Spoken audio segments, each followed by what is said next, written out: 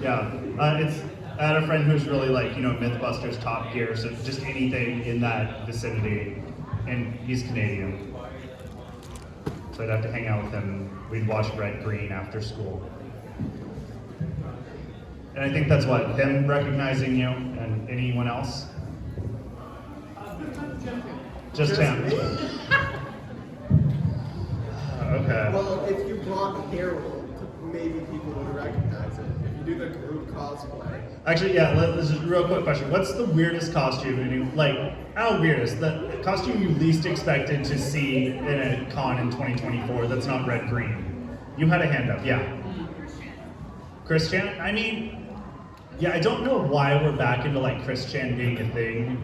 As someone who was a dedicated Chrisologist back in 2010, I understood it then, but I wrote his fucking screenplay.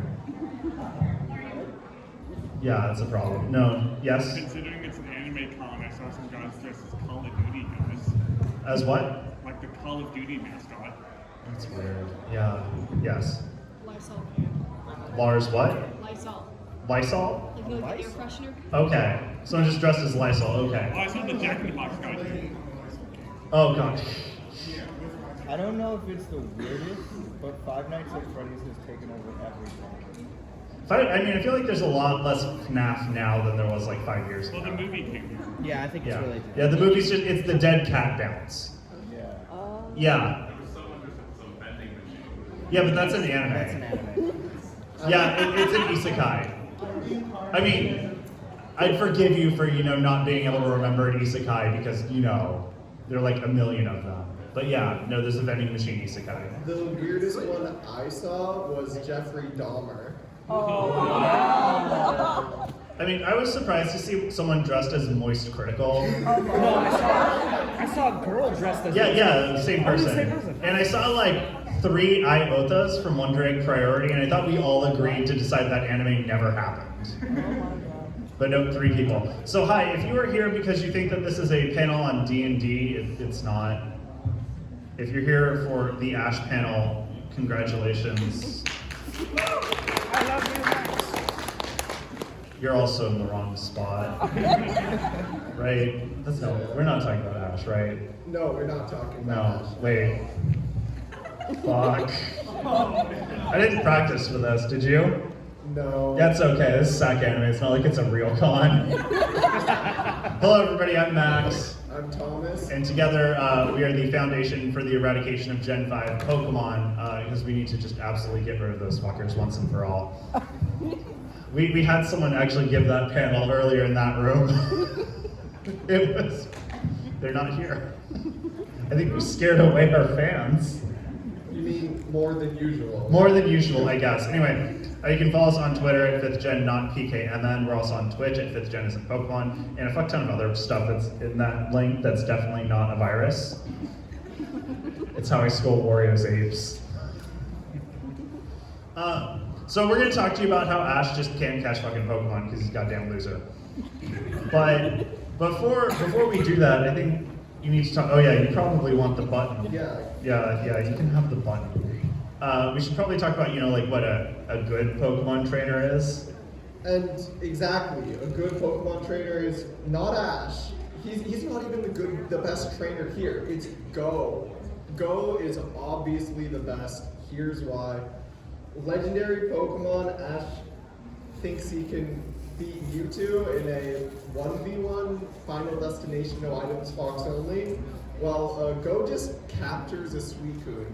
He rescues it from Pokemon hunters, and they kind of just he captures it and lives in his backyard now. I thought the Suicune was supposed to be the guardian of the forest. Now is it just the guardian of the backyard? Yeah. What happened to that forest? I can only assume it died. Hopefully Suicune wasn't a keystone species. The force is the backyard. Huh? The force is the backyard. No, there's a fence. Yeah. And I'm pretty sure, Suicune seems like the type of thing that would try to run away occasionally, so I'm certain that Go has a stake in the ground and a leash on that thing. Maybe even a prong collar. I don't know if Go does that. Ash certainly does, because look, in order to be friends with his Pokemon, he needs to go through extreme lengths. He almost kills Pikachu to be friends with it. Meanwhile, Go just captures Pokemon because, you know, he's a good guy, and that's what you do. As you can see here, Go is having a nice, wholesome sleepover with his newly caught bug friends, while Ash and Pikachu, being the little shitters that they are in the timeout zone. This is a screenshot of Ash's most recent victory when he won the Masters 8 tournament. It may look fine, like, yeah, the game's all here, Pikachu, Dragonite, everyone, but one thing is missing. That's right, Mr. Mime, Ash's father figure is strangely absent from the equation. So, unlike Go, who can, you know, have more than 6 Pokemon that he's friends with, Ash is kind of a tryhard about the whole thing. So, at one point, you know, Ash did have to sit Mr. Mime down. He's like, hey, don't worry about it. I'm gonna come back any day, and then we're gonna go camping. It's gonna be great. But the problem was Ash was telling him this with his friend, his new friend Gengar, just hanging out behind. So, unfortunately, Mr. Mime is still kind of just waiting on the porch to go camping, and I don't think it's gonna happen. Yes. The question is Mr. Mime George Michael or Joe? Is what? Is he George Michael or Joe? Because it's Arrested Development. Yeah, that's George Michael. Yeah. Thank you for getting the Arrested Development reference. I just wanted to know the context. Yeah. Congratulations. Do you also have a Lion King sleeping bag? Oh wait, sorry, that's Grizzly Adams. We practiced. What it is not Team Rocket, and Go and Ash have very different approaches from dealing with Team Rocket. Go actually steals from Team Rocket. He rescues Pokemon. He is a certified hero. Ash, on the other hand, is getting punked in the most embarrassing way. Actually, wait. I think we have the height disparity. Let's test this out. Yeah. So you'll be Ash, I'll be James. I'm the judge.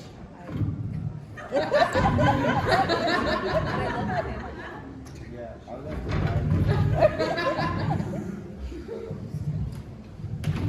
Go would never let that happen. He was raised in the streets of like urban Kanto. Like he knows. Most egregiously of all, Ash just can't dance. I mean, especially in the musical where he's supposed to dance, he can't dance. That's like, he's like a white guy at a party, 1 beer in. It's like, I mean, the only times he dances that's somewhat good, it's non-canon. They just needed a model to like dance during the ending screen. Like, come on guys. Look at this, it's a prime example. You may think Ash is doing well, but just realize how much harder everyone else is dancing around him. Yapper's obviously the best dancer, Go's breaking it down. Ash's stanky leg is okay, I guess, but it could be stankier. I think he went to the stiletto school of learning to dance. Anyway, so with that, we're going to talk about how Ash can't win badges. Here we see Gary's badges that I sold to him. They are fraudulent. We have the weighted companion cube badge for defeating GLaDOS, the quill badge from defeating John Hancock in a Beyblade competition, and of course the Taco Bell badge for eating a cheesy gordita crunch in under 2 minutes and then not destroying the bathroom afterwards. But that's not even what the Gen 1 badges look like. I mean, right? Yeah, obviously. Is this them? Wait, this isn't the right panel. What happened? I don't know, man. I guess we just took a panel slot that wasn't ours and it just, our PowerPoints merged. Everything's broken, have a great SacAnime. Yeah, these aren't the Gen 5 badges. These are clearly the Jackie Chan Adventures talismans. Yeah. So then what are the badges? Are these the badges? Got like the Millennium Ankh for grain storage, the Millennium Eye for eye storage, the Millennium Falcon for falcon storage. I don't think those are gone. Are these the badges? I would hope not. These would really depreciate value. Okay, here we go. I mean, they may not be, wait, go back. They may not Okay. be the badges, but Lieutenant Surge will probably give you one if you pay him. I wonder what Yeah, Lieutenant Surge is definitely the gym leader most likely to listen to Alex Jones. Okay, here are the actual Gen 1 badges. We've done it. And they look pretty cool. I still don't know why this is in the panel. Shouldn't, we be in the Ash panel? Yeah, Oh, thank God. I'm so happy we didn't bother to splice every panel together. That would have been a nightmare. Okay, so first we're going to talk about the Boulder Badge. Ash, this episode starts with Ash showing up in Peter City with Misty, and Misty's like, "Hey, Ash, you said you wanted to find a gym leader, so I can help you out. I know a bit about the gym leader." And Ash is like, "I'm not going to listen to you. You're a girl." So he just charges straight into the gym without getting a lay of the land. He's like, "I'm going to fight Onyx with Pikachu," and I mean, ignoring type advantages. I mean, that's a big snake. And you know what snakes eat? Mice. I would know I had a pet snake. That's all it ate. So because of type advantages, Ash gets absolutely bodied. But don't worry, he has a plan. And it's, of course, not go to Misty for help, because over the past hour, she has remained being a girl. He is instead going to consult the wisest man he has ever met. That is right, the rock salesman outside of town. Because when I think guy who's got his life together, I think the guy selling rocks outside of Pewter City. And this man has a banger of a plan. They're going to go to the old abandoned watermill. They're going to hook it up to a generator. And they're going to hook the generator up to Pikachu. Couple notes. First off, the creek isn't running through there anymore. The water's been diverted to LA. So Ash is going to have to power the water wheel. And he's really good at it because he explodes the generator. Now, I did do a cursory Google search. I wanted to see how much power it would take to overload a generator, causing it to explode. And the answer was, I'm now on an FBI watch list. But what's really damning about this is the moral of the story here is that you should do drugs. Just hook Pikachu up, give it some steroids, go to town, and fight Onyx. And here's the thing, it doesn't matter how much you increase a stat total. Once you hit that 0 times multiplier, you're still gonna lose.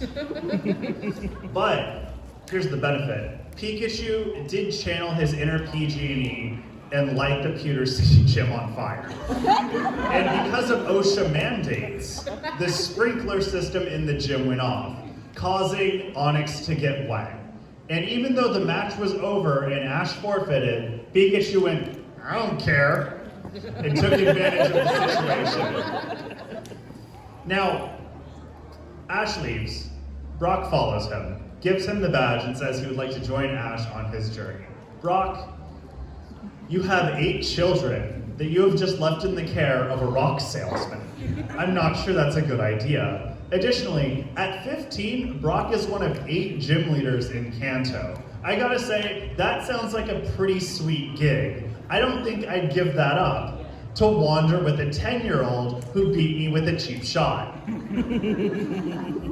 But I guess Brock just, what's he want? He wants to just breed Pokemon and make food, right? I think he just didn't want to be the dad for his brother. Yeah, he was sick of having kids he didn't want, taking care of kids that weren't his. He wanted to have some kids and then not take care of those. Next up, Cascade Badge. Okay, so we're gonna start this off. The gang shows up. Wait. What? Are those fish? Not Pokemon, not even Goldeen, just fish?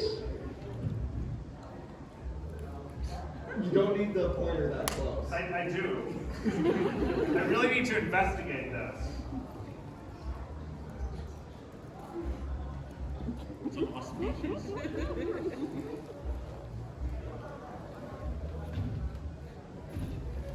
Ladies and gentlemen, those are fish.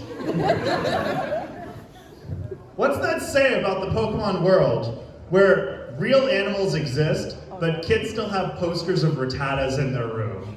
How insecure must lions be? So anyway, Ash shows up at the free attendance aquarium, which, what the fuck? I want a free attendance aquarium. Like, when was the last time you've been to the aquarium? It costs like $50. You show up, you try to see some sharks, but there's a field trip of 6th graders, so you can't see the sharks, and then they kick you out for beating up the 5th graders to get to the sharks. It's not right. He just gets to go in for free. It's rude. Anyway, he finds the gym leaders, and apparently all their Pokemon are dead. Gary's been doing some weird reverse Nuzlocke on them. So they just offer Ash a gym badge for, appreciating the fish, I guess. But Misty's not going to stand for that because, she's the secret gym leader that we all knew because we've played the games by now. That's how the canon works. So Ash has to fight Misty. Ash uses Butterfree. Misty uses Staryu.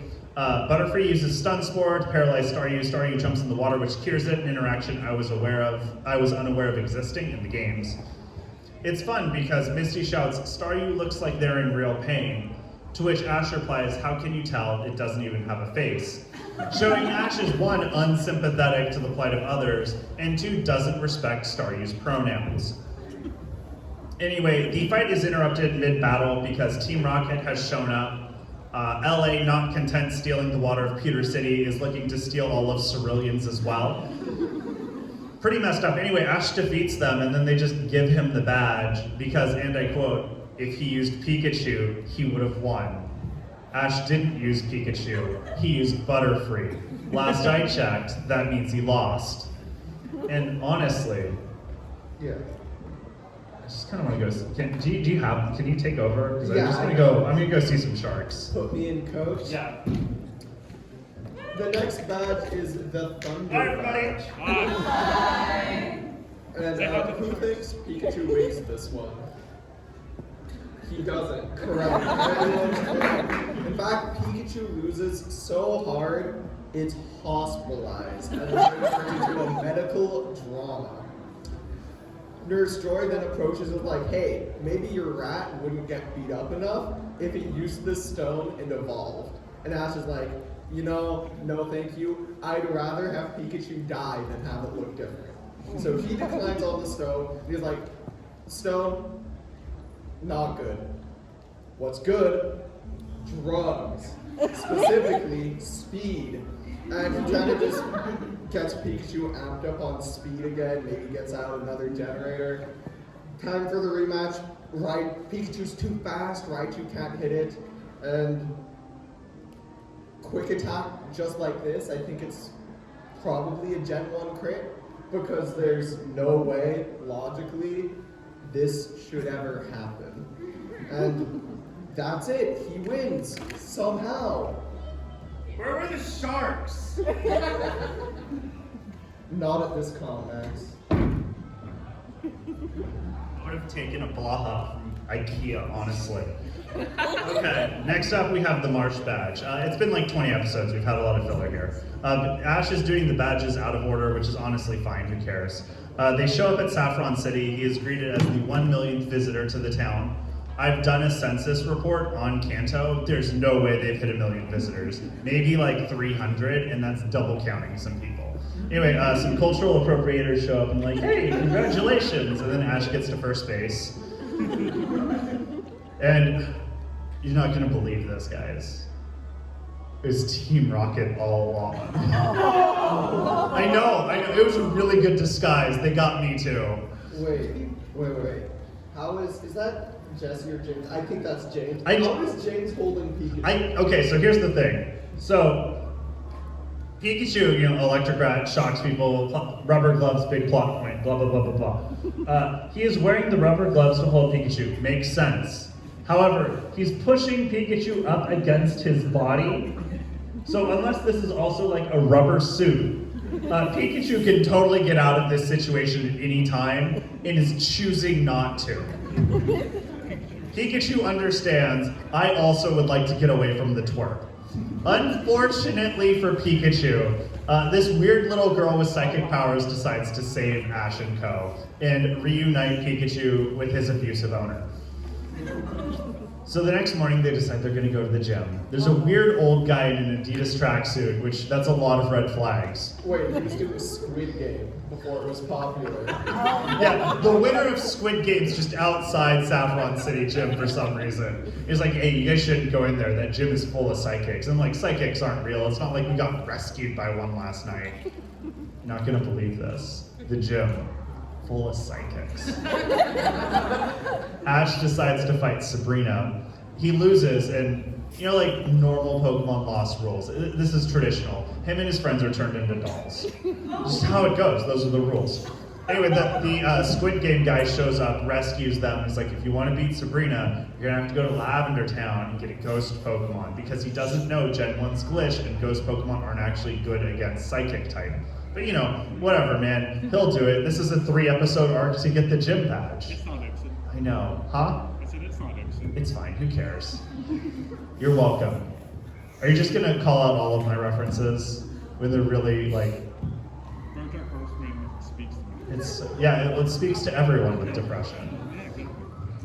Anyway, they go to Lavender Town. In the games, Lavender Tower is this very sad, holy place where you go to pay respect for your fallen Pokemon, kill Gary's Pokemon, or fight some weird people who have captured the ghosts of other people's Pokemon, which feels kind of messed up. That's not what it is in the anime. In the anime, it's a frat house. Where Gengar and Haunter are two frat students who died in a hazing ritual and are just stuck there for the rest of their lives, drinking what is obviously Tang and watching reruns of Three Stooges. So when Ash tries to engage them in a fight, it's not a normal Pokemon battle, it's a silly face-making competition.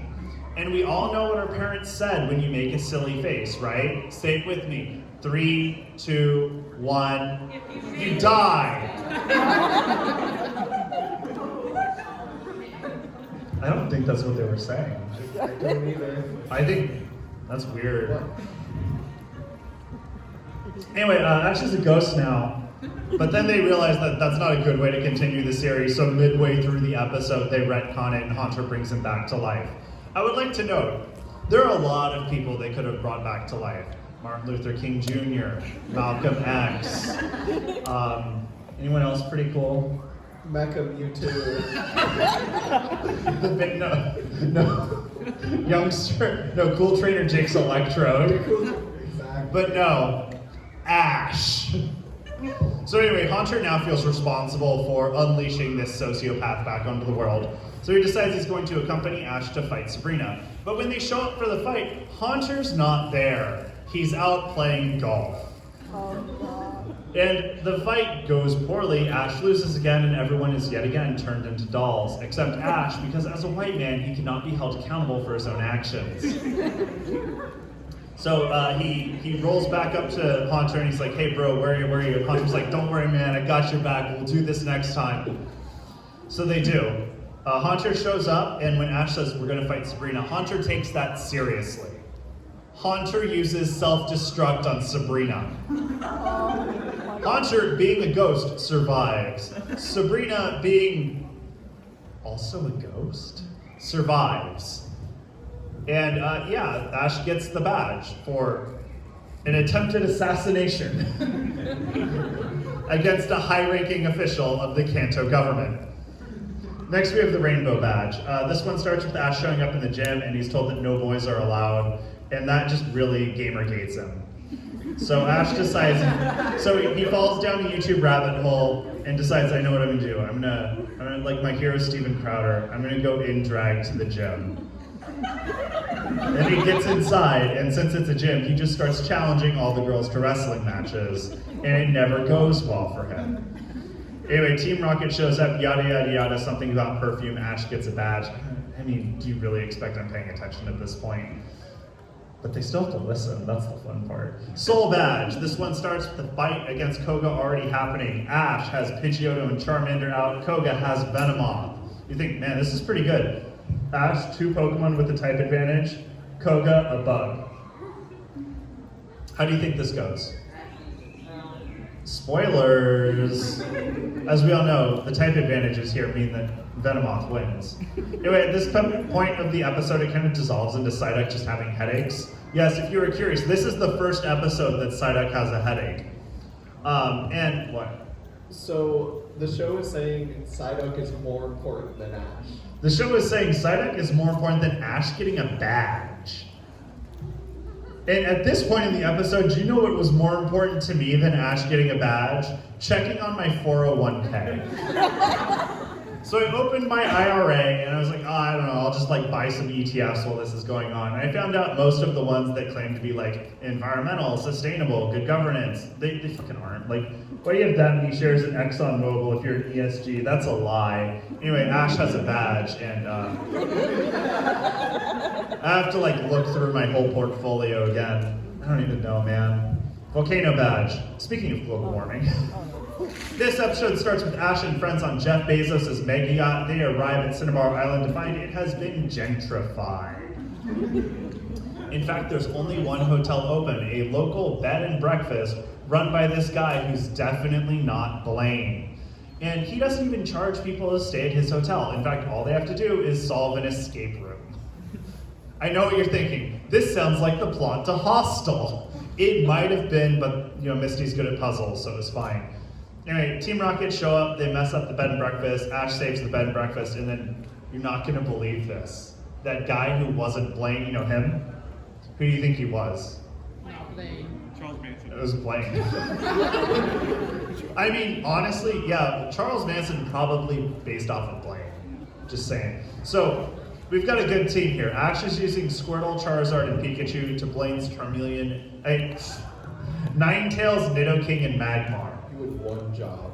Credit to Ash here. Rare instance where Pikachu isn't a terrible option. It's at least neutral on 2 of 3 of these things. So Squirtle against Ninetales. Obvious fight. Squirtle has a type advantage, so it loses. Are you surprised? So Ash sends out Charizard, Blaine withdraws Ninetales and sends out Rhydon. The anime tries to tell me that this means Ninetales can't fight anymore. That's bullshit. I've played the games, I know how this goes. So Charizard versus Rhydon. I mean, we all know how type advantages work in this anime, right? Charizard loses. And then Pikachu comes out and somehow defeats Rhydon. And at this point, I think everyone's really flabbergasted, but Blaine doesn't lose his cool. He just sends out Magmar, and Magmar yeets Pikachu into the sun. Fight over.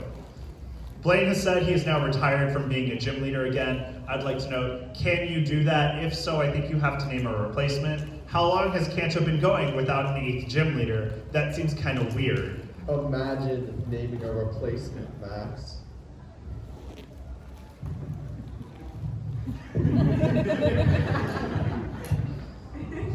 So anyway, I feel like I'm at a press conference. No, you have to leave too. Go see some sharks. Yeah, no, belongs to me now. So anyway, the volcano explodes. Good, he's leaving.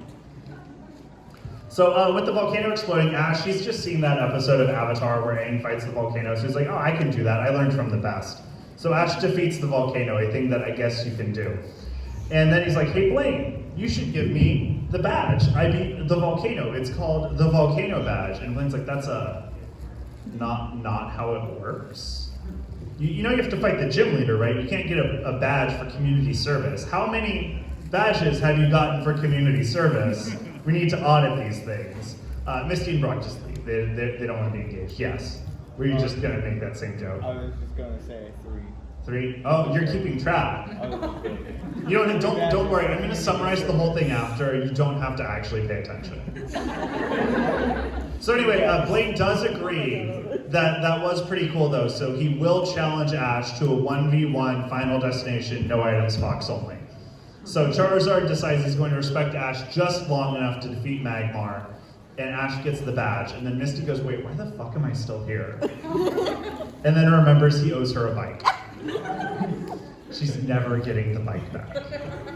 Next up, we have the Earth Badge. This one starts with Gary fighting Giovanni. Gary sends out Nidoking. Giovanni sends out Kingler. Gary, he's a good trainer. He knows. Nidoking disadvantaged against Kingler. He withdraws Nidoking and sends out a much better pick to fight a water type Pokemon. That is, of course, Raichu. Wait.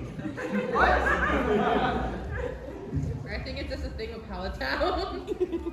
Here's the thing. This is Gen 1. It doesn't learn Thunderfang. It doesn't learn Wild Charge. He's got like Flamethrower and Strength. I think that Gary is goofed.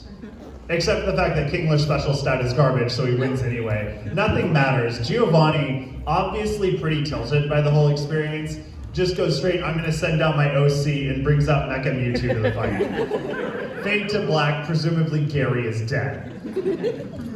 At this point though, Ash fights Team Rocket. Team Rocket are just using Giovanni's rental Pokemon.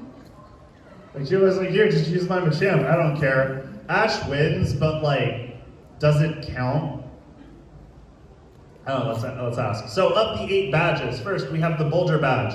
No. Ash attacked Onyx when the match was over, that's illegal. He should have his trainer card revoked. Badge 2, Cascade, no, just because he could have made a smart decision doesn't mean he did. Vermilion, sure, he just, had to say no to drugs. Rainbow badge, no, I think it was just a perfume thing, I'm not sure. Soul badge, I stopped paying attention, I'll give him that one. March badge, no, you don't win the fight by having your Pokemon attack the trainer directly. That should also have had his trainer badge revoked.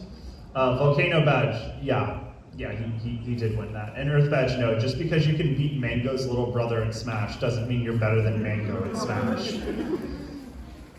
And with that, it's time to talk about the tournaments. Wait.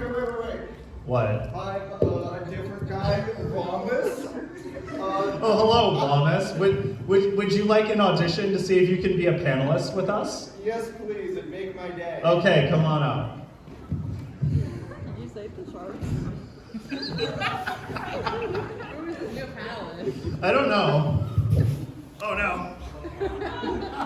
Wallace, do your thing. You may not know Wallace, who I spread. am, but you also don't know about any of Ash's tournaments. That's why I'm up here. And as you can see, there's been quite a lot of Wait, why are panels bleeding in again? Oh, Wallace, you don't know anything about this. I'm so sorry. Can you handle this slide? Or Yeah. Okay. The very first tournament Ash goes to is the Indigo League, where he gets thoroughly punked. And he kind of is like, Professor Oak, please, what did I do wrong? Critique me. And Professor Oak is like, well, you fought poorly, and you showed up late, and no one liked you, and try your best next time. And at this point, Ash really did play this one badly. Look at how he dressed compared to his competition. Like, he has an L on his hat. That's not acceptable. Go dripping out in streetwear. Richie at least bothered to get color coordination. Ash just completely lacked them. Richie went to Nordstrom. Ash clearly just went to Ross. I mean, that man popped his collar for a tournament.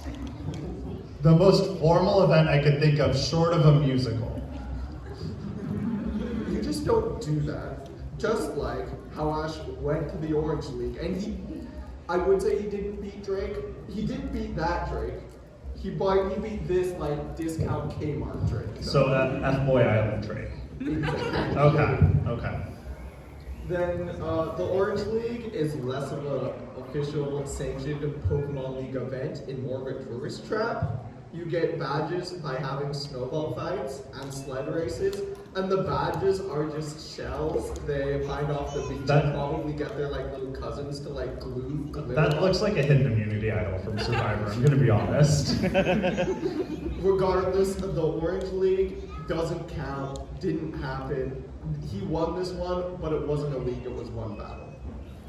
In the Silver Conference, Ash runs the Olympic Flame for, do we know why? Why not? That's a Pokemon. Why would he run the flag for a why not? My question isn't that, it's more like, literally, how did he beat Gary? Like, it just makes no sense. The whole tournament goes down to a fight between Charizard and Blaziken, and here's an artist's rendition of what that looked like. In the Evergrande Conference, which is the Hoenn League, by the way, it's Pikachu versus Puss in Boots. And we know who our favorite fearless hero is, and it certainly isn't Ash Ketchum. The Battle Frontier is an interesting one as it's Ash versus the Frontier Brains. And there are these like 6 of the most badass trainers of all time. And to give Ash credit, he does it. He takes them down in a Kill Bill style fashion. And you know what? Good job. He got this one. He actually won. But is it canon? It's post-game content before the actual game ended, so no. No. Still a 0. In the Lily of the Valley conference, he lets this happen for an uncomfortable amount of time. He was trying to get the money shot. And then he loses to Tobias, who has a Darkrai and a Latios. Which, to be fair, anyone would lose to this. Like, It's some real Game Shark energy. yeah, I mean, that's true. Tobias is obviously cheating, but Ash brought Torkoal. What was he thinking? What was he cooking with this one? Nor, before we go on to the worst one of them all, the Ventress Conference, I need to go over what a Pokemon League arc means generally. The anime has a few episodes every season where they spend to a league. Generally, those episodes are used to building the perfect team, or defeating Team Rocket, or protecting Dawn from her stalker. But in the Ventress Conference, what do you think those episodes are used for? Beach. Axie gets lost and dies. I mean, it's Gen 5. I'm fine with that. The point is, this plot can happen anywhere, and it happens during the most anticipated arc of the next like 3 Wait, years. so you're saying they built up all this energy in Gen 5 just to dedicate an entire episode to killing one of them? Yeah, They knew. they knew. They knew. That's some king shit. When we finally get to like the one episode that is the league, it's Ash versus Cameron, and this guy's on a whole different level, and not in the good way either. As you can see, he thinks a full set of badges is 7 badges, and he needs to snap his head back. Well, to back be fair, Blaine did retire. Those are toothpicks. Like, I don't know what to say. You would think Ash should win this. Cameron is the only person who's worse than Ash in every single way. So of course Cameron wins. And he doesn't just win, he anime protagonists his way to the top. His Riolu evolves and he just stomps Ash. It's embarrassing. In the Lumiose conference, Ash gets beaten by Alon, who has like a whole foot on him. That's the real tragedy there. Goes down to Greninja's Water Shuriken versus Fireclaw, Blastburn. I think it was Blastburn. And because of tied matchups, Greninja loses. And then Ash gets crucified. Ash died for our sins. Actually, let's be honest, he died for his sins. But he usually revive after a few days. Huh? He usually revive after a few days. Unfortunately, yeah, someone did think to bring him back, and they Yeah, were wrong. He's back. He's back just in time for the Manalo conference where he meets the real protagonist, Hao. And like real protagonists, Hao wins Ash. He beats Ash. Like, Rowlet is unconscious. We know this is a disqualification because this is literally how Ash lost the Indigo League. One of his Pokemon fell asleep. That's literally how he lost.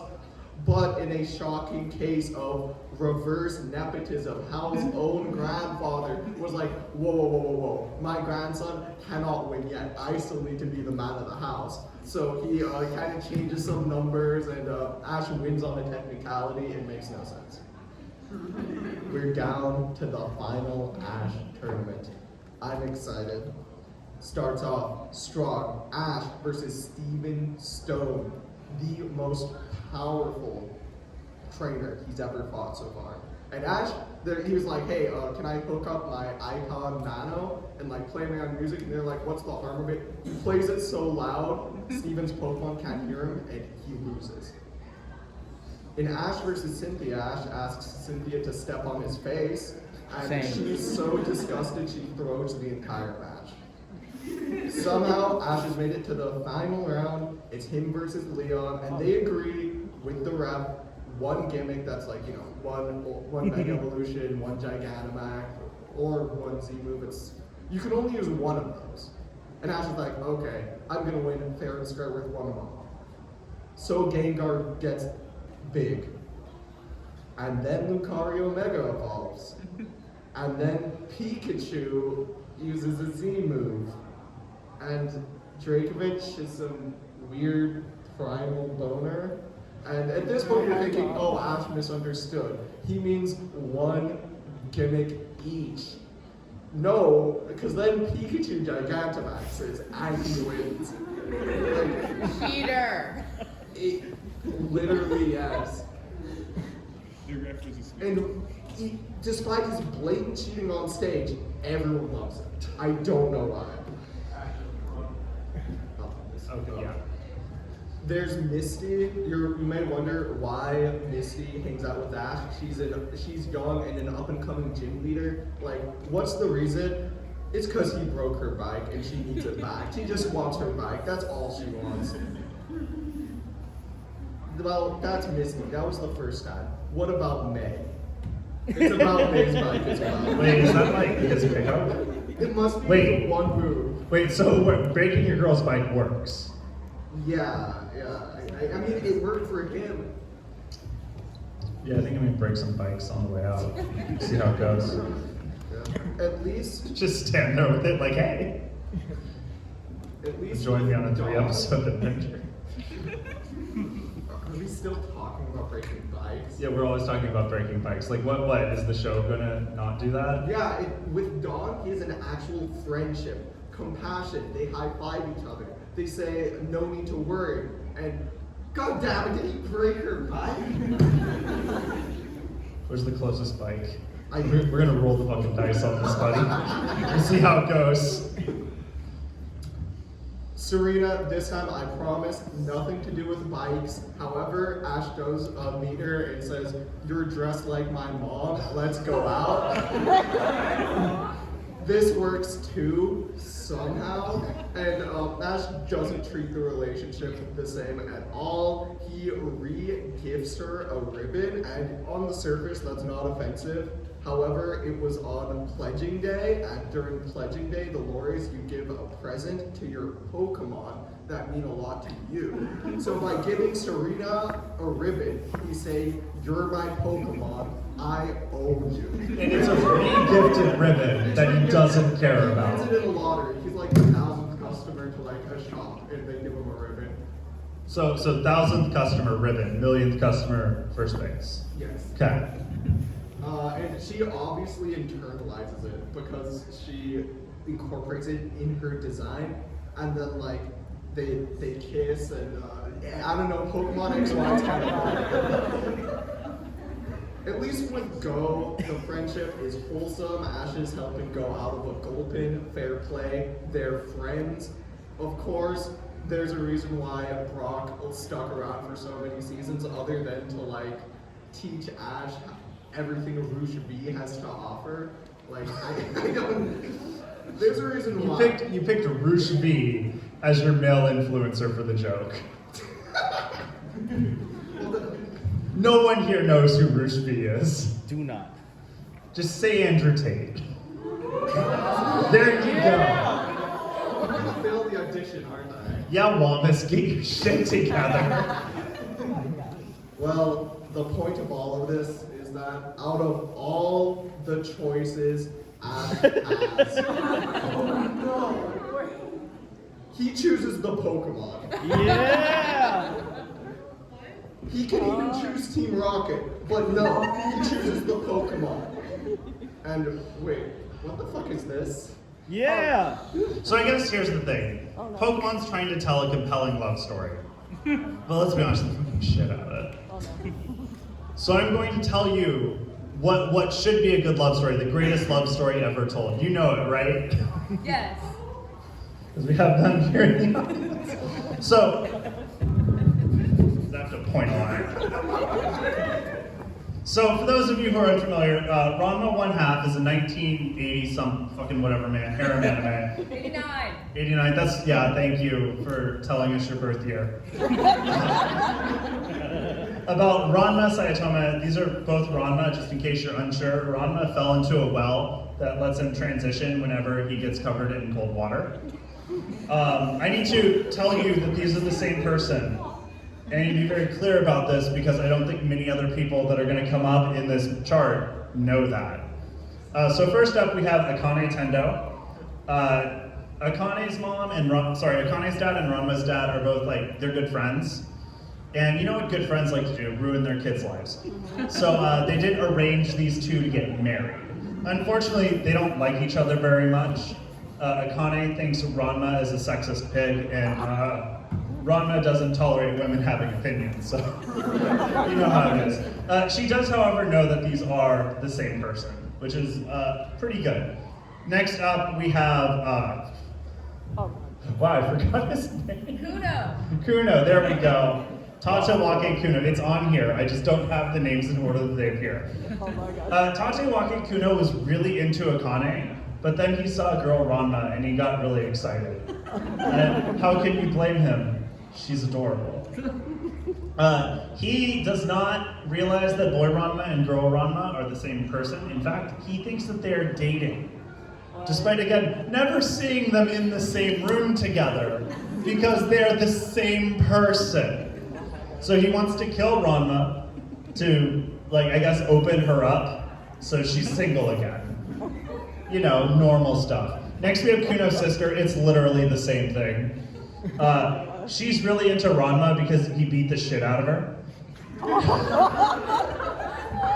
Romance in 1980s Japan, everybody. Is so simple back then. And also thinks Ranma's dating herself. So she wants to kill girl Ranma. It's so weird. Next we have Ryoga Hibiki, and he is a filthy pig. Turns into a pig when he gets wet. He doesn't like Ranma because he sees Ranma as a romantic rival for Akane, despite the fact that they really don't like each other. And Ranma doesn't really know he exists most of the time. Ryoga just shows up in every episode, has to reintroduce himself to Ranma to increasing exasperation. He's super into Akane, and Akane just sees him as a friend. Oh, too bad, loser. Next we have Shampoo. Shampoo turns into a cat when she falls into the water, and she's really into boy Ranma because boy Ranma defeated her in combat, and through the totally real ancient Amazonian tradition, that means she has to marry him. Girl Ranma also beat her in combat though, and according to the very real Amazonian tradition as well, she has to kill any woman who defeats her in combat, which would be hard, since she can't beat them, they beat her. She doesn't like anyone who likes Ranma, because Ranma is all hers, and Tatewake Kuno is kind of into her too. Next up, we have Ukyo. Ukyo is Ranma's childhood friend. They were really close when they were 3. And then Ranma moved away. But before Ranma moved away, he did promise to marry her. She remembers that he does not. When they were 3. Oh my god. When they were 3? Do you not normally do that to the first girl you meet when you're 3? You're like, yeah, let's get married someday. Maybe. You're like, yeah, you did. There are too many jokes and I can't make any of them. Okay, so obviously Ukyo and Shampoo don't get along, but I need to be very clear here. Ukyo and Akane, friends. Yeah. I know, right? Isn't that exciting? They just get along. They have a good time. They elevate this anime into progressivism because they get it to pass the Bechdel test. Because this is the only relationship that is not driven by how much someone wants to either marry or kill Ranma. And then we of course have the most disgusting character in Ranma, which is Brock. Now obviously this is a love triangle. If you can't see it, we've got some triangles there and there. And of course, do not pay attention to that one. And it's just such a better love story compared to what? Ash trying to strangle a Lucario to get it to love him, and Gary having a harem of women whose names we don't know, who all clearly look like they are paid escorts. How many of them look like they're Gary's age? Just right? Okay, Wallace. You got the job. And Ash got killed. Like, even though he's dead, he never dies, and I'm gonna go through all of his deaths, but I'm no medical professional, so I'm gonna do it in the only way I know how, which is from clip art. His first death, which I wasn't there. Did you talk about it or something? I did. I thought you were in the audience, Wallace. Oh, you true. just walked in and went, yeah, I can do this. Respect. Respect. Well, Ash just walks this off. His spine's a bit messed up, but I think technically he floats it off. yeah, it grows back. What doesn't grow back is when he asphyxiates. Oh wait, Yeah, fix that. Good job. Nice. Good job. I'm just gonna call those collapsed lungs. I mean, it's kind of a metal scene. So wait, he asphyxiates because they're in space. Yeah, they're in space. So he can't breathe. He can't breathe. But Pikachu can. Yeah, Pikachu can. Okay, good. Even Good to though know. its lungs are smaller than his. Okay, good to know. So Pokemon, we need to know, going forward, Pokemon do not need to canonically breathe. This is important for later. While Pokemon don't need to breathe, they can't idly turn to stone either. Like, Pikachu is dying, and while Ash doesn't die himself, he stops functioning. He kind of just nopes his way out and just is like, Pikachu's dead, I'm also dead for the rest of the movie. And I'm just gonna chalk this one up to a broken heart. Though really, this isn't even the worst death he's ever had, because he drowns. Like, in this movie, he's like, okay, May Manaphy, I need to return the crystal. I'm locking you in a coffin underwater where I'm gonna swim out and save the day, and then he drowns. Wait. So he locks Manaphy to save its life in the coffin. Yeah. And then he goes out. Yeah. He's But like- Manaphy doesn't need to breathe because it's a Pokemon. And it's also the Prince of the Sea, and a water type, and a mythical. Here's the thing, I could complain about this movie incessantly, but it's actually the greatest film I've ever seen in my life because I was watching it when Henry Kissinger died. Would you complain about this movie, you millennial? My dad would. Ash gets turned to stone. We know it. We love it. But let's be real here. At this point, Ash shouldn't look like this. He should look like this. Also, this happens again. And he shouldn't even look like this. Should have learned his lesson. Because he gets disintegrated and eaten by a tree. So he shouldn't even look like this. He should look like this. And I know what you're thinking. I mean, there's got to be something going on. The gods got to love Ash. So I just want to know which celestial being has decided to grace him with these powers. Is it one of these guys? Probably not. Is it Aphrodite with the blessing of her unbridled? We have to keep it clean, guys. With the blood, gotta cover those clavicles and ankles. With the blessing of her unbridled beauty, this man could pick up girls even if his pickup line was just busting the pikes. Is it Thetis who attempted to drown him in a river of immortality, only to leave his soft baby skull capable of maintaining damage, explaining his seriously poor decision-making process?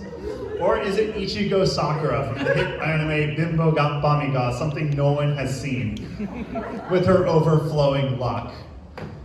Or is it even Dungeon Master?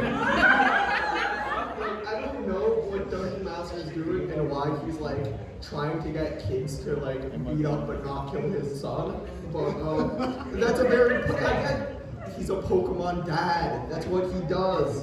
On that note, does anyone want to beat up Thomas? Yeah, not Sorry, Wamus. Wallace. Yeah.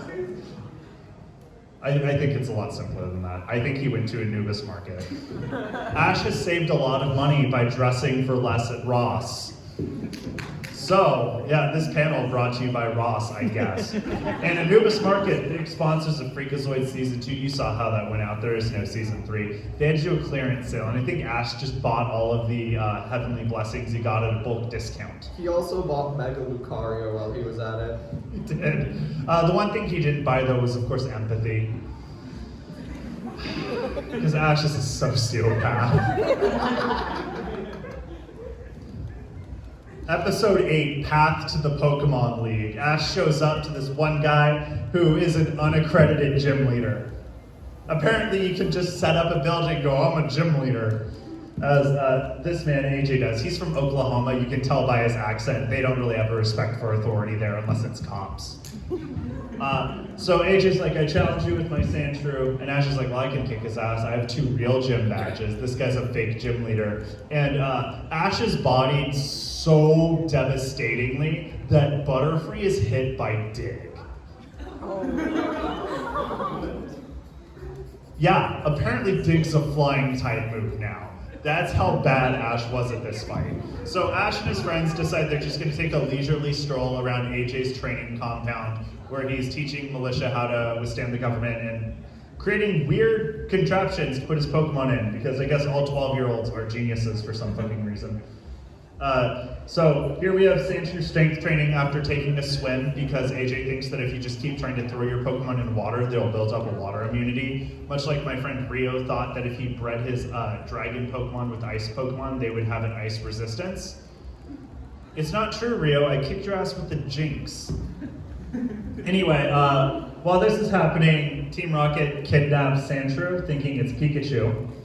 And then AJ kind of has a meltdown because his Pokemon are gone. And Ash, you know, good guy that he is, subtweets his ass. And then tries to turn all of AJ's Pokemon against him by staging an insurrection. Unfortunately for Ash, AJ actually likes his Pokemon, and his Pokemon like him.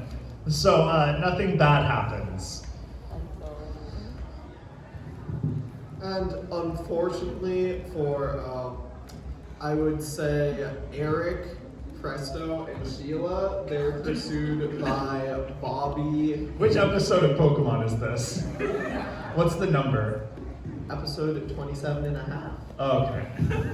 Where they're pursued by Hank on the dragon. Hank does the incredibly cool and not awful move of opening fire on his own friends, sinking their ship into a volcano. Here's a note. Hank never tried to kill the main antagonist of the series. No. He wouldn't kill the Nazis they found. Yeah, he didn't do that either. But, Well, his Presto own friends- must be such a shit.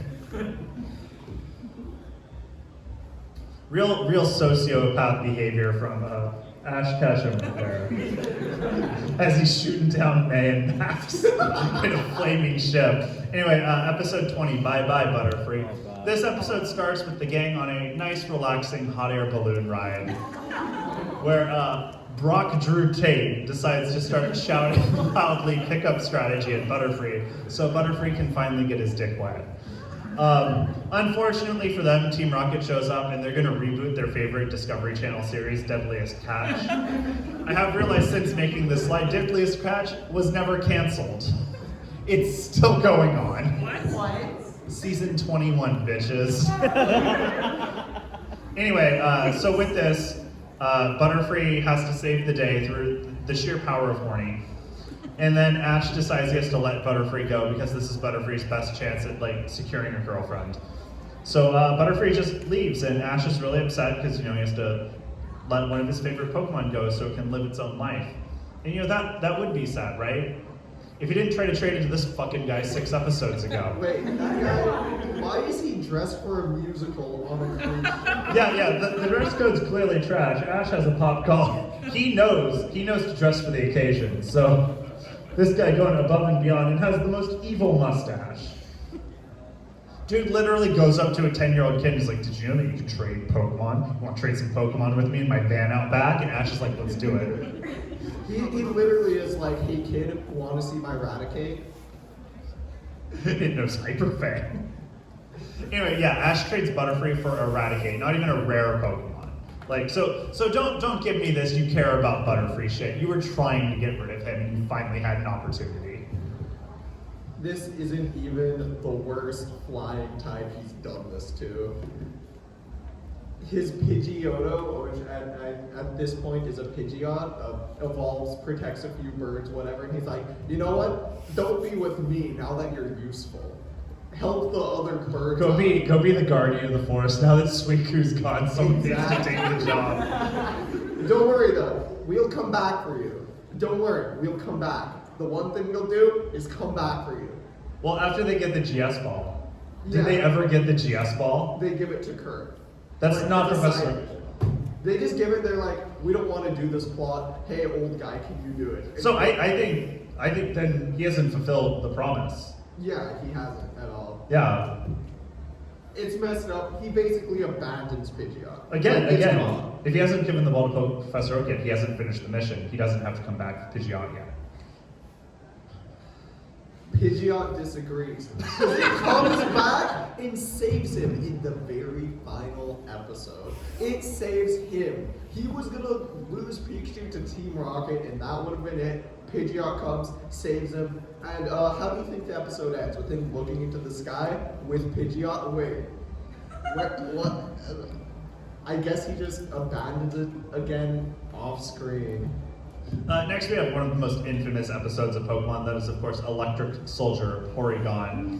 This episode starts with Team Rocket trying to do some weird thing on the internet because, it was like the late 90s, early aughts, and no one really knew what the internet was. I think they were trying to recreate the movie War Games and like nuke Saffron City. Anyway, Pikachu, does some stuff, explodes the rockets, and then once the rockets explode, we get this crazy flashing. And that causes several hundred children in Japan to get seizures. And while they're doing that, Ash stares dead into the camera and says, "You did it, Pikachu." Ash knows what happened. He's proud of that cry.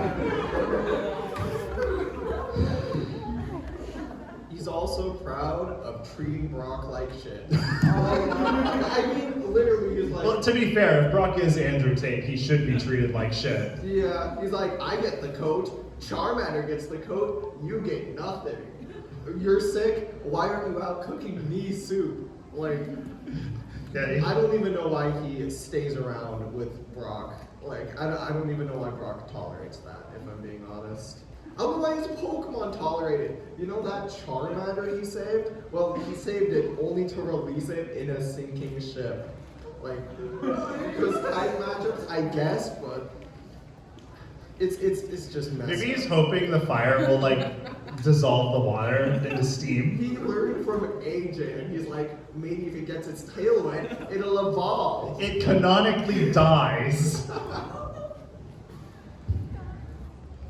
What also canonically dies? Ash and Ghost's friendship. Like, they're friends, and Ghost like, you know what, I gotta go out on my own, I gotta be independent now that I'm no longer 100% spec'd to City Boy, I gotta do this on my own. And Ash, he's like, I wasn't listening to a word you said, also I'm going out on my own journey, and you're not invited, because I hate you now. And their friendship dissolves.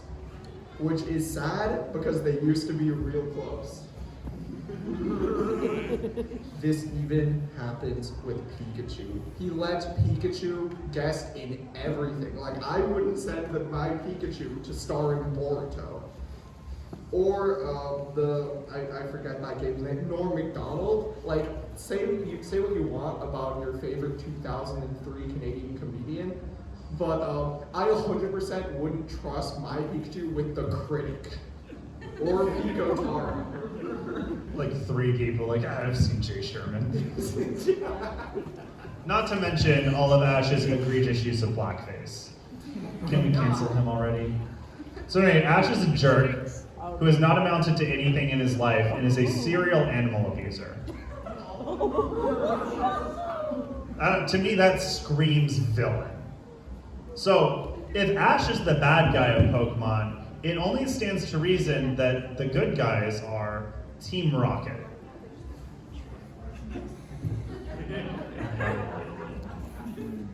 Which one of us did this slide? You can do it.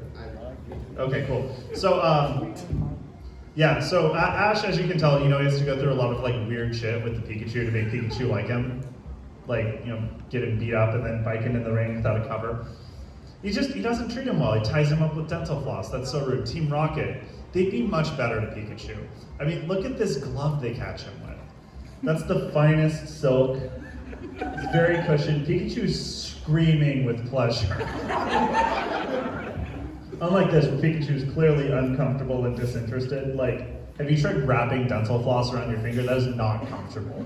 Ash did that to Pikachu's entire torso.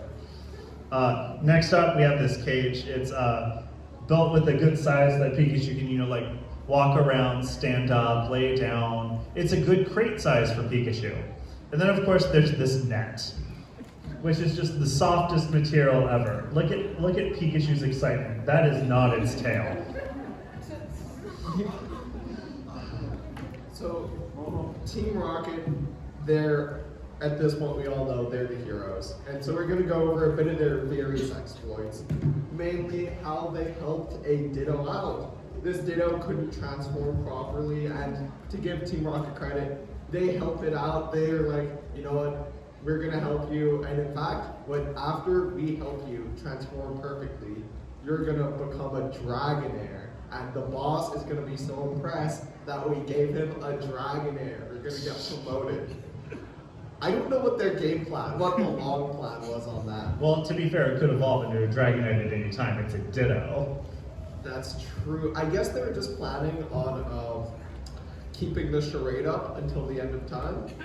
And that would have worked if things didn't evolve. Ditto turns into a cannon and it just becomes a game of Blues Tower. And of course, we can't forget the time Team Rocket blockaded Naboo, and Ash had to get in his Y-wing and blow up Team Rocket's peaceful space station. Like, no chill at all in that one. And then, of course, we have the beauty pageant episode. James Jugs.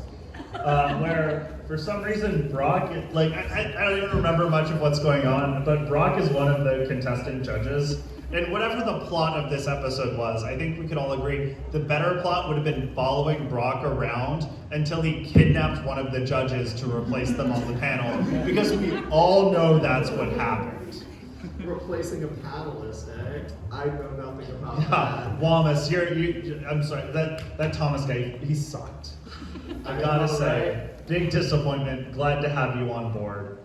And Glad to be part of the team. yeah. Should we do the next slide? Yeah, let's do Okay, the next you- slide. We're in the parts our other friend does. They're even willing to give up their plans. They kidnapped Santa, and they got away with it. With Easter and the 4th of July, and even Arbor Day. Like, they just stole holidays, and Ash didn't do anything. Like, They let the holidays back out though. Yeah. Good behavior. Yeah. Once everyone acknowledged, once we all learned we missed Arbor Day and it was very important to us, they let Arbor Day go. well, it's more like when Jessie got her broken doll that one of Santa's jinxes had kidnapped and fixed, but forgot to give it back to her. That's the actual plot, by the way. And then they kind of just released all the holidays, and now they're podcasters. This is their legitimate. They're there in their man cave, doing podcasting off of a pool table, right in front of a view, or there's a barely functioning Grateful Dead posters in the background. Like, that's what they do. Well, I mean, dive bars aren't open 24/7. They're probably just recording, and then 3 hours they're closed. Yeah, exactly. I guess we have to talk about replacements for Ash. All this in mind, we got rid of Ash. Who do we replace Ash with? Yeah. If you're the Pokemon company, you replace them with Liko and Roy. And they're fine, they've got their own quirky friends as they sail the sea. Wait, together. actual question. Has anyone seen a Liko or Roy cosplayer here today? Oh, no. Has anyone seen a Liko or Roy cosplayer ever? I haven't seen the show. Exactly. So exactly. I have seen the show. And I, Wallace, have seen everything. This isn't Pokemon. They made Pokemon Pokemon One Piece. It's not done yet. That's true. It's not done. Richie's done though. He's traveled through time with William Shakespeare. He's done it all. He'd be a fine replacement, right? I mean, the thing with Richie is he's just too, like, normal. Yeah. Like, he even names his Pokemon. His Pikachu has hair, like, it's just cool. His show would get boring real fast. Next we have Nomura. She would be fun because she's just gonna fight everybody. So her show would just be her waking out of bed, beating up her mom while her mom's making breakfast, and then just going outside and challenging children to duels. And at some point, like really the Nomura thing is only going to work if it has the animation studio behind Soul Eater to make the fights good. Because we can all agree, Soul Eater is at best a mid-anime with really good fight scenes. Yeah, So let's if get Nomura, Studio Bones. yes, if Studio Bones makes Nomura the anime, it's going to be good. If anyone else does it, it's going to be hot garbage. Our next replacement idea is to stray away from the anime theming a little bit and do a reality show, and that reality show is, of course, just having Jigglypuff take over America's Got Talent. We don't need Simon Cowell to insult people. Jigglypuff can just slap the shit out of them instead. And every episode would end with Jigglypuff doing her own lullaby, which would help all of us go to sleep. And I don't know, maybe America would curb its crippling melatonin addiction. Just Jigglypuff could help us sleep, and that'd be nice. The con's over, I want to sleep. Next we could just, have bisexual icon Lance run his own show. I think it'd be kind of like a prestige HBO drama that really drops off in the 4th season. That seems right. Yeah. Yeah. That seems too right, actually. Or we could just have Professor Oak do it. Now here's the thing, most people want young Professor Oak when he's like young, spry, and hot to go around. That's why you want Professor Oak. You want Daddy Professor Oak. I get it. And I'm gonna be honest, that sounds boring. I want our current Professor Oak, just down on his luck, clearly like on the board of losing accreditation, out in the boony town, hot mom moves in, and that's his whole plan. It's just, how do I sleep with the hot mom? No, I mean, is that the new season's plot? I don't know. I still haven't watched. You're just like, that's a Coen Brothers movie. I'll make a Coen Brothers reference. But I think we can all agree who the best protagonist for the next Pokemon anime would be. And that is, of course, motherfucking Jackie Chan. He could team up with Hitmonchan, Uncle could team up with Hitmonuncle, and they could fight Shendu or like whatever, man. And it would just be Jackie Chan Adventures, but with Pokemon, and I think that sounds pretty fucking legit. What about you guys? Anyway, fund our Kickstarter. It's definitely not a scam. We're gonna get this going. Crunchyroll's behind it as soon as they stop sending me cease and desist letters. And with that, I think, is that it? Thank that's fucking it. God. Okay. So we'd like to thank Gary Oak for teaching us that with good personal hygiene, we will not be smelt later. And our story for teaching us we can survive.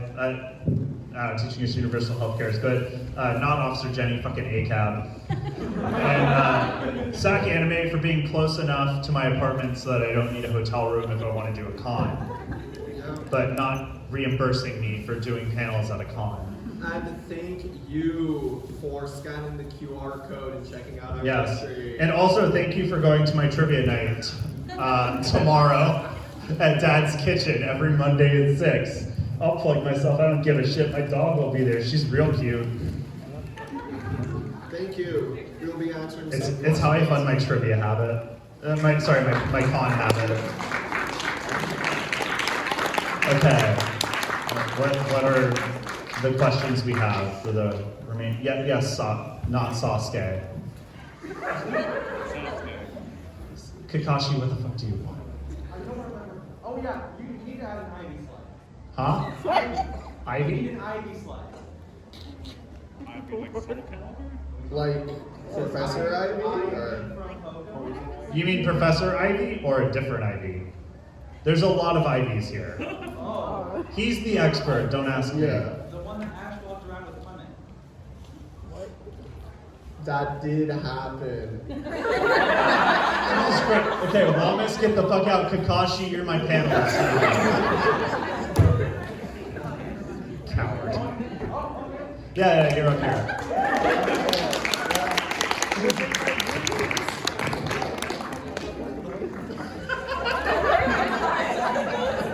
Take a seat. Any other questions? Yes. Is it the point of the rubber glove that you don't need it everywhere, you just need it somewhere to dispel the electricity? That's for you. Do we have any scientists in there? There was a critique of the rubber gloves. Is it the point of rubber that you only need a little bit on you for it to work? You don't need it everywhere. Absolute immunity. The gloves cover everything, including your torso, yes. I'm just here for the picture.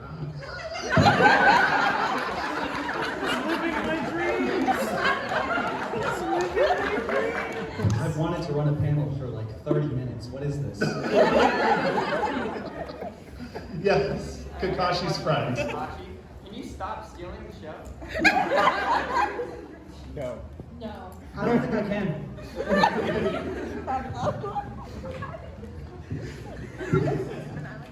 I got a question. What's your favorite Gen 5 Pokemon starter? Oh my This is god. God. They're not Pokemon. They're not. Because it doesn't exist. Thank God.